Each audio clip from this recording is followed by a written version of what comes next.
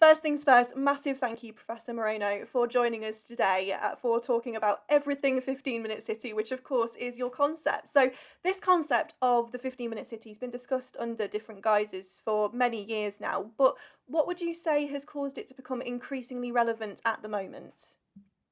Thank you for the kind invitation. In fact, the 15 minutes concept today has become a very worldwide popular concept. Why? In reality, the 15-minute concept is not a new concept because I am a researcher. I am a scientific director at the Sorbonne University, and with my research team for several years, we wish to propose, in particular, 5 years ago, for the Paris Agreement, the COP21, a new urban lifestyle in order to fight against climate change. The 15-minute city in this moment is a new way for reducing our CO2 emissions with a new urban lifestyle for exploring this proximity. What is the new situation for spreading in all continents this concept? In reality, the COVID-19, because with the pandemic crisis, we have today a new, very dramatic situation in all cities, in all territories, in all continents. We have been living under pressure with the COVID-19 for reducing our social contacts. We need to propose a new urban lifestyle in order to continue to live in spite of these dramatic situations. The convergence between climate change and COVID-19 has been opening this new possibility for proposing the concrete measures with this idea, how could we live in the proximity for reducing our commuting and to optimize the urban life in the proximity. And talking about commuting is definitely something that is at the forefront of people's minds because, as you say, of COVID-19 and all of a sudden us working from home, it's something that definitely is at the forefront of people's minds. So for people watching who are maybe familiar with the 15-minute city concept but aren't sure of the principles of it, what are the key guiding principles that make up the 15-minute city? Yes, the 15-minute city is a new path for living differently in our cities. We have 4 pillars. The first one, ecology, for living in a low carbon city. For that, we propose to reduce the CO2 emissions with the possibility to commute by walk or by bike, by foot or by bike, within a short perimeter. The second point is to explore the proximity for optimizing the material or immaterial resources. We need to optimize 6 urban social functions in this proximity: to live, to work, to supply, to care, to educate, to enjoy. If we have the possibility to provide them within a reduced perimeter by foot or by bike in 15 minutes, we have the possibility for reducing our time for commuting and to increase the quality of life. The third point, solidarity. we need to propose the social link, intergenerational link, gender equity uh, for escaping to stress, to hectic life, and to anonymous life. And the fourth point, this is the citizen empowerment. We want to propose for in the districts to be committed for improving the quality of life with several local projects. If I wanted to put it in a nutshell, the 50-minute city is a big bang of the proximity based on a new urban policy for a polycentric city with the urban common good for avoiding the gentrification. We want to, with the 50-minute city, to propose a city for all and not only for a gentrified city. It really is a fantastic and really interesting concept as well, I think. And I know that Paris in particular has taken the lead in bringing this concept and trying to make it a reality. How successful has that been? Yeah, in the city of Paris, we have a mayor, Miss Anne Hidalgo, who has embraced this concept for this new mandature. Miss Anne Hidalgo today has been defining an ambitious roadmap for the next 6 years. This roadmap is today a very concrete urban policy. The first point is to change the urban master plan of the city of Paris. This urban master plan will be based in this concept of the happy proximity with a bioclimate program, with a decentralized urban policy, and the urban common good for exploring this proximity. We want to reuse new resources, and we wanted to reuse the immaterial resources. In fact, the mayor of Paris, Ms. Anne Hidalgo, proposed three particular ways. The first one, to change the rhythm of the city, the chrono-urbanismo. Today, this is easier because with the COVID-19, we have the possibility to work close at home. The second point is the chronotopia, to develop the multi-purpose functions for infrastructures, for building. The more intensive and better use of the infrastructures. And the third point is to develop the topophilia. The topophilia, this is the new urbanities for loading our locations. And for that, the mayor of Paris has proposed new tools. The participatory budget, 800 million euros. The opening the schools during the weekend for developing new activities, to increase the local shops in the whole city for renting square meters without a speculative market, and to propose the social housing in different points of the city for providing this possibility for living, not only in ghettos of poor, of wealthy people, but to propose this polycentric way. And I suppose with any new concept that you try and bring in, it's going to have to be slightly adjusted for different places and different cities. What have been any challenges faced by cities elsewhere when they've tried to bring this concept to life? Yeah. For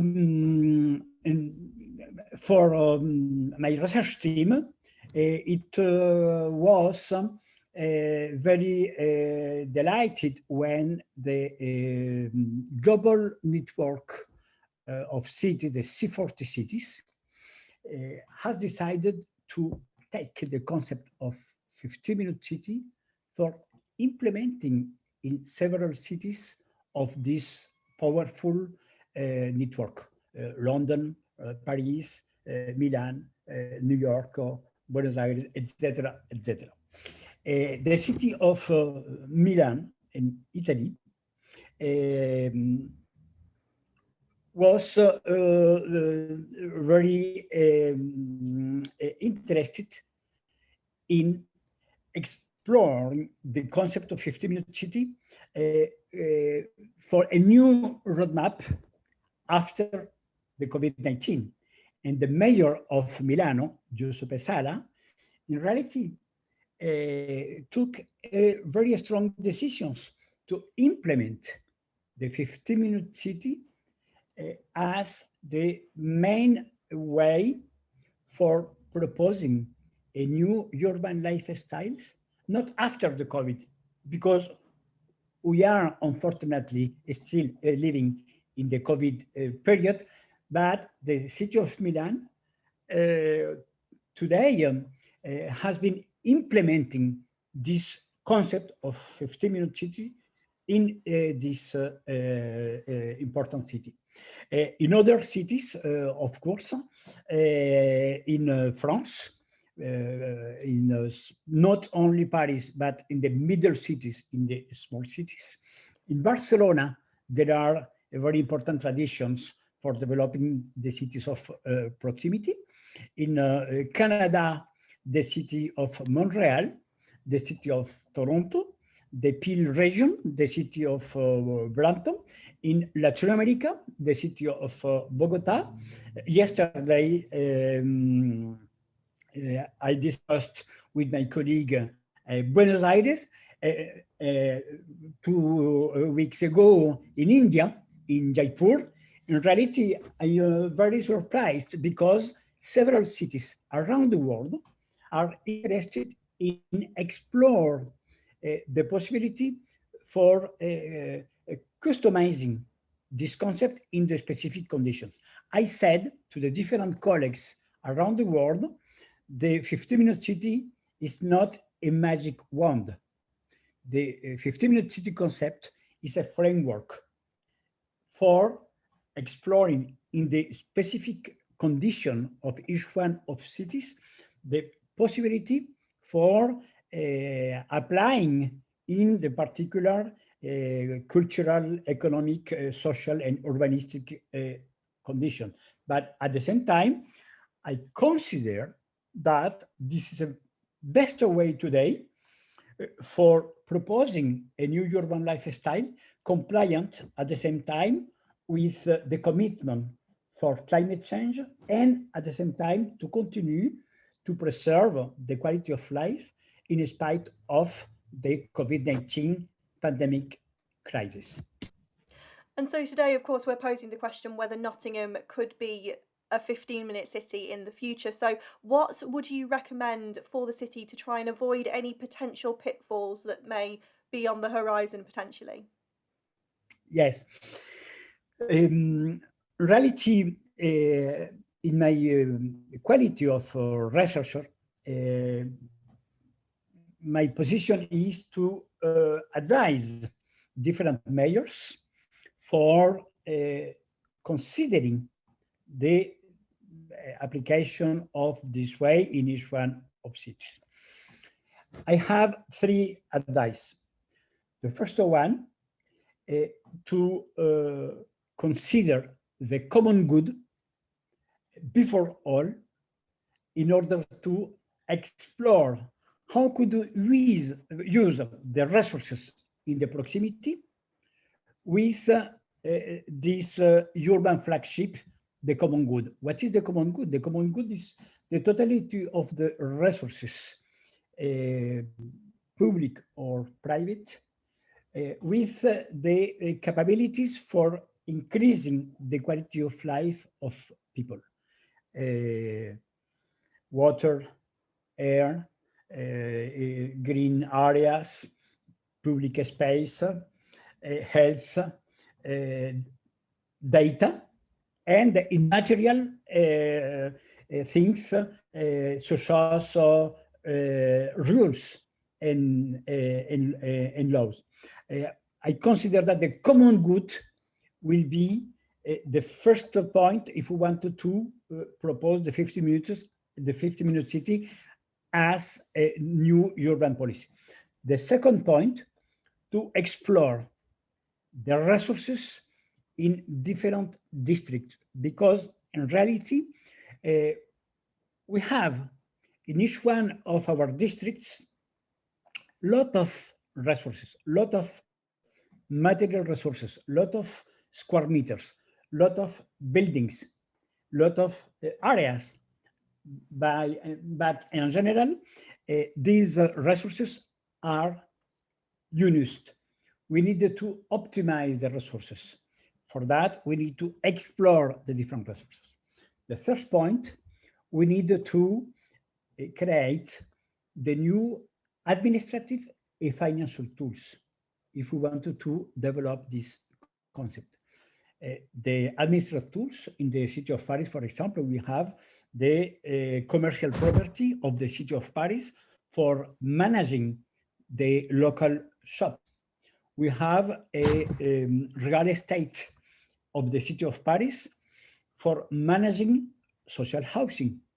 We have the possibility to open the schools during the weekend uh, because this is the possibility for using different public areas.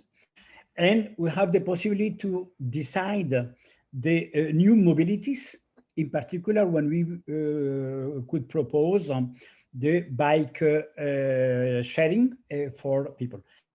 And the last point, we need to propose the dynamic tools for the citizen participation. The first one is the participatory budget. With the participatory budget, we have the possibility to finance projects submitted by citizens in each one of neighborhood for increasing, for improving the quality of life for each one. Absolutely. And earlier you mentioned that the concept, it shouldn't be considered to be a magic wand, more of, a framework. Does that mean that maybe the 15-minute city concept is something that can't necessarily be applied to all cities? Does a city need certain attributes, for example, to be a candidate for it? Yes, in reality, the 50-minute concept, this is a framework, this is a powerful concept with the possibility for exploring all kinds of ways. Our obsession is to improve the quality of life for inhabitants. We need to identify in the compact zone with the high density, this concept of 15-minute city, 15 minutes for accessing to the essential urban services in the proximity. But we have as well in each one of cities, the zone with middle or low density. For that, we wanted to propose this concept customized for the zone with different density, medium, low density. The concept is the same concept. However, their application is not exactly the same. In this case, this is the 30-minute territory. The 30-minute territory, this is the same idea to propose the access to 6 urban essential functions: to live, to work, to supply, to care, to educate, to enjoy. But in the middle or low densities, it's not it's not possible to propose to walk or by bike. In this case, we need to propose the new kinds of mobilities. In this case, we need to use the vehicles, but we want to avoid the diesel cars for the single driver. We wanted to propose the new mobilities with the electrical vehicles. We wanted to propose the on-demand transport. We wanted to propose the virtual lines with the carpooling. We wanted to propose to identify the zone with the rare resources in order to complete. And we wanted to propose this new access for balancing in the zone with a very low density, new services, in particular, medical services, cultural services, and the food services. For working is today with the COVID-19 easier because with the new technologies, it is possible today to live in the zone with low density and continue to work. But the medical services and the cultural services, I think that we need to develop a strong effort for improving their presence. Absolutely. And so let's bring it into Nottingham now. We are obviously fighting for Nottingham to be a 15-minute city in the hopefully not too distant future. What would you say makes Nottingham an ideal candidate for this concept? All cities today are candidates for developing the 15-minute city concept. Regardless of the size of each one of city and regardless of the former urban policy, this is possible today to implement the concept of 15-minute city. Why? Because in reality, we need to propose to create a new model for living differently. I think that the ideal candidate for developing the 15th city, we need to have local governance, very climate change sensitive.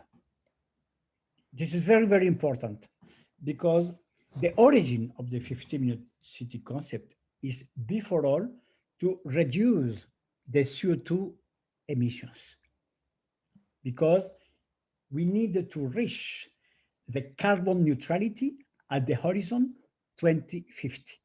For that, we have only 10 years, this decade, for reducing of the 65% our CO2 emissions. The first point for the candidate to implement the 15th city is to be totally convinced that we need to change our urban lifestyle for reducing our CO2 emissions. Why? With the 50 minutes concept, we have the possibility to reduce our infrastructures for commuting during 1 hour with the private car. We have the possibility to live in happy proximity. We have the possibility to develop this polycentric city in a multi-service city. This is very important because several people said the 15-minute city is a collection of the rural hamlets. And this is not true. The 15-minute city is not a collection of the rural hamlets. The 15-minute city is a vibrant, a livable, multi-centric city. with the different sectors, with a lot of services.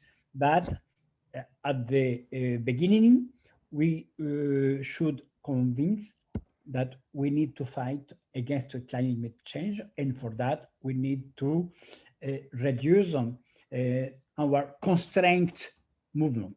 The 15-minute city is to go from the constrained mobility to chosen mobility.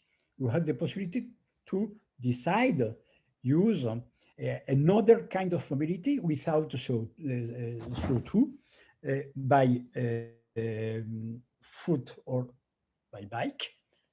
And this is the first point. The second point for the ideal candidate to be convinced that the urban common good, this is very important for the local governance. Without the common good, the consequence is to develop the high quality of life only for rich people, because if without the urban common good, it's not possible to avoid the gentrifications. The relevant danger is to build again a segregative city based on income or the higher revenues. The urban common good is very important. And the third point is to involve the economical actors, the social actors, and citizens. For that, we need to propose a new urban policy and to include people for sharing this roadmap, because we need to uh, create a solid movement in order to develop this collective action. The 15-minute city is a collective action for implementing it. And so you mentioned there just how important it is to have local government on side when it comes to, creating a 15-minute city, which I know in Paris you very much do with the support of the mayor, for example. But just how crucial is it to have not just local government, but also developers working together when it comes to this concept? Yeah, I think that in the local government, we need to discuss, we need to explore this idea that the 15-minute city is in reality a humanistic ecology. I think if we wanted to resume for the local governance this project, several people discussed today with the partisan view. I am ecologist, this is the good ecologist or the bad ecologist. In reality, it is crucial today for developers to work together, to define a common target. The common target, in fact, is the 15-minute city as a polycentric city for improving the quality of life for all, based on an humanistic ecology. The humanistic ecology, I think that in the case of your city, Nottingham, this capability for including all kinds of people, in regardless of their political party or their philosophical ideas. We need to be very, very pragmatic. I said that if we have a urban common good as focused for improving the quality of life, if we were convinced that ecology, solidarity, proximity, and citizen participations are the powerful leverages. If we have the possibility to explore the different resources in the proximity, to identify the material or immaterial resources, In this case, we need to propose a plan very concrete for each one of districts in order to identify the good things, the bad things, the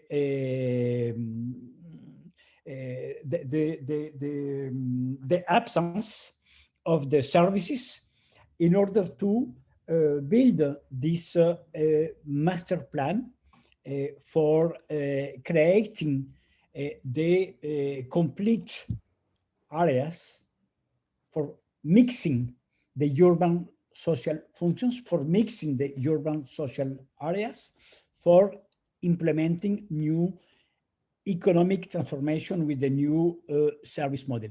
I think that we need to propose in a city as Nottingham these new concrete tools, because it is not enough to propose a concept. The citizens in reality need the concrete proposals for changing the urban life. For this reason, in a city as Paris, for example, the mayor of Paris decided immediately to open the schools during the weekend. This is concrete measure, because before the 15-minute city, the schools are closed during the weekend. Now the schools are totally open. We have immediately this decision for proposing to rent the square meters for installing shops, bookshops, recycling locations, to use the public space, not for cars, but for people.